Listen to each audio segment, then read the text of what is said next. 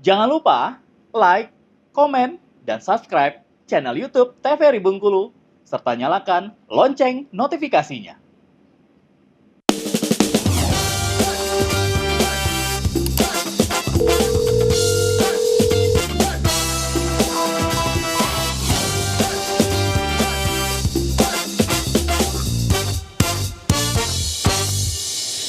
Ya pemirsa, kembali lagi tentunya di Dokter Kita bersama Kita Sehat.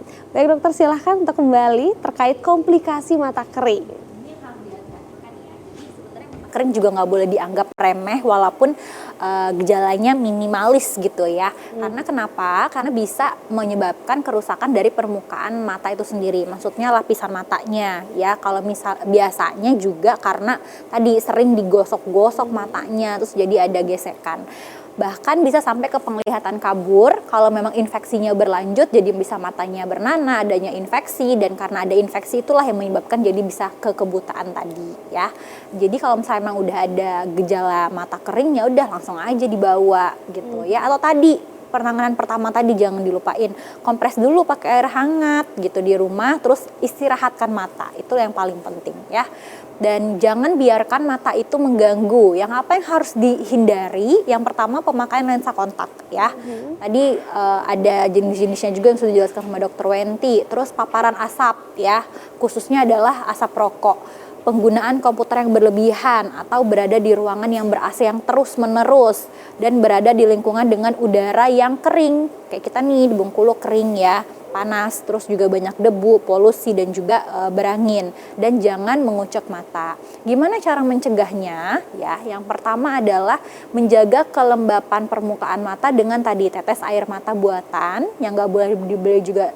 Kadang-kadang kalau misalnya dia ada efeknya nih ya, memang kalau misalnya dia kering boleh digunakan dulu, beli di apotek misalnya gitu ya, tapi harus tahu juga tulisannya ada air mata tetes buatan gitu ya.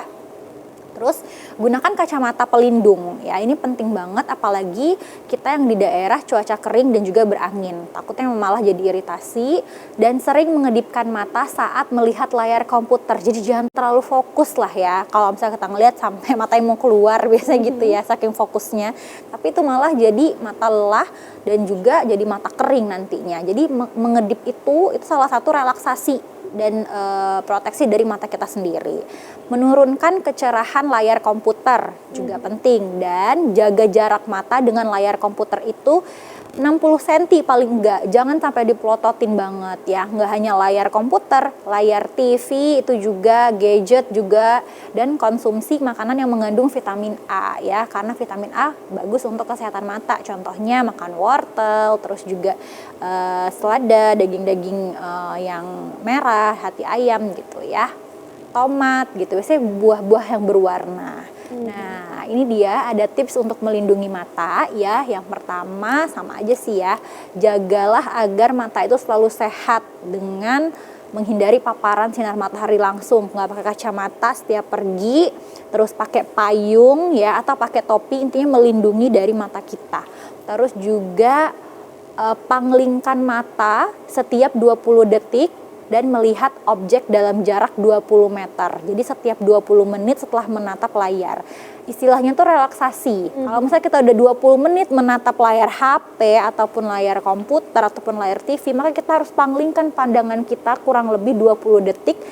Yang bagusnya tuh kayak melihat yang segar-segar gitu ya. Hijau-hijau gitu ya. Kalau misalnya itu kedipkan mata, jangan lupa sambil dikedip-kedipkan supaya matanya nggak lelah. Dan jangan jaga kebersihan tangan ya, dan jangan menggosok mata karena itu juga sumber infeksi. Nah, bagi pengendara sepeda motor ataupun kendaraan lainnya tetap harus pakai kacamata kalau bisa yang anti UV ya.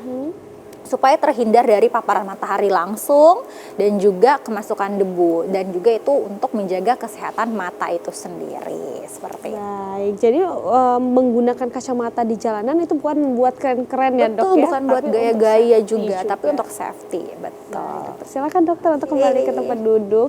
Nah tadi kan sempat dijelaskan oleh dokter Bella juga ya, dokter Wenti, bahwa ada makanan-makanan sehat juga menjadi pondasi lah ya untuk kesehatan mata itu sendiri. Nah, menurut Dokter Wenti sendiri untuk vitamin nih kira-kira atau mungkin suplemen apakah dibutuhkan untuk mengurangi mata kering ini sendiri, Dok? Oke, jadi kalau suplemen untuk mata ya, lebih khususnya bukan hanya untuk mata kering ya.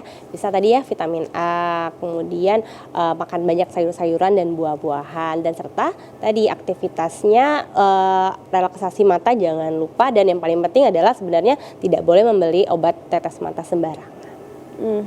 Kalau untuk durasi sendiri nih, ini kan tadi kan ada pengecekan juga ya Dokter Bella ya, sudah dijelaskan bahwa ada pengecekan, terus juga bakal ada tetesan juga dikasih dan sebagainya. Kira-kira nih untuk mata kering dari tingkatan-tingkatan itu sendiri berapa lama sih dokter bisa sembuh nih?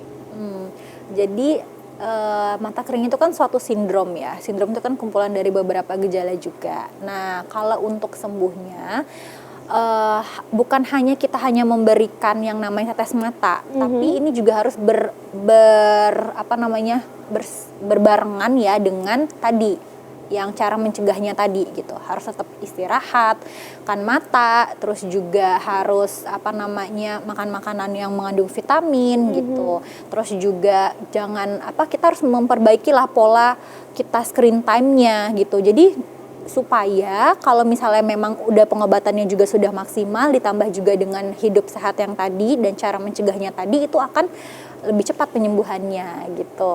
Baik, jadi semakin baik cara kita penanganannya ya dokter ya, terus seperti vitamin dan sebagainya juga baik, tentunya bisa lebih cepat untuk pemulihannya. Dan jangan sampai membeli sembarangan tadi ya dok, itu kalau obat-obat sembarang bisa menjadi lebih fatal lagi. Nah, mungkin terakhir nih dari Dokter Wenti terlebih dahulu nih, himbauan kepada masyarakat untuk mungkin bisa langsung mengecekkan mata keringnya ya dokter ya, tidak membeli sembarangan di apotek. Oke, jadi buat pemirsa Dokter Kito, kalau ada keluhan mungkin matanya terasa mengganjal atau perih ataupun panas, boleh dikonsultasikan dulu ke dokter atau ke vaskes terdekat.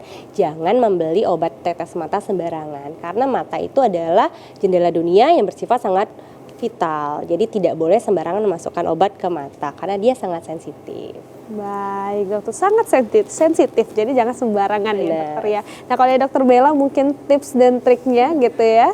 Ya kalau dari aku ini ya, jaga kesehatan mata itu penting, jangan sampai matanya cepat lelah, jadi harus diistirahatkan matanya ya. Terus juga lihat yang hijau-hijau tadi itu penting juga ya, jangan gosok-gosok mata malah nanti jadi iritasi gitu.